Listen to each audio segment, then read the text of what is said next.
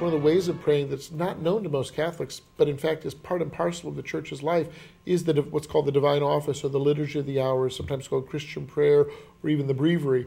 It's a cycle of prayers and psalms. How would you describe what the Divine Office is in the life of the priest, but also the life of all Christians?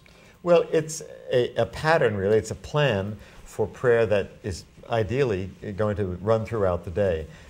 There is morning prayer, which consists of 3 psalms, or 2 psalms and a canticle, and a few other short readings. There's a little short midday prayer. There's an evening prayer again, which is a little bit more extended. There's night prayer, which is very short and involves also an examination of conscience.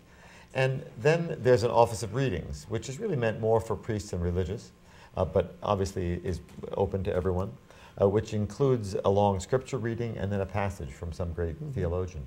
And one can spread these out around the day and, in a sense, sanctify the day. I mean, they're a way of consecrating time, I think, of discovering that God's presence reaches from morning till evening.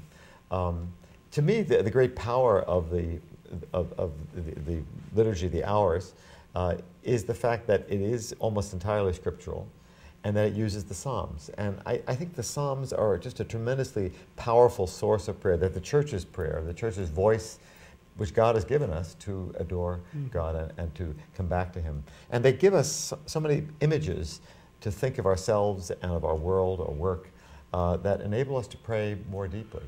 So just to pray the Psalms alone is a huge gift to Him.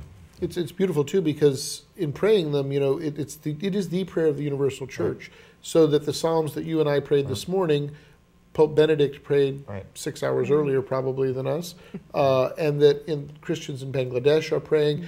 It unites us over space, but also over time. These are the very prayers that Christians have said for centuries. It's a deeply, as you said, scriptural way of praying. And if Catholics are looking for a more scriptural way of praying, perhaps the Liturgy of Hours is something they should look into. Of course, the Psalms themselves were the prayer book Jesus used. The hymn book, in fact, Jesus used. We know that, for example, after the Last Supper, they went out to the Mount of Olives after singing some hymns. No doubt those, I think, the Hallel Psalms. They were singing the Psalms together as ways of praising God. And as you said, that the Psalms capture the whole gamut of human emotion.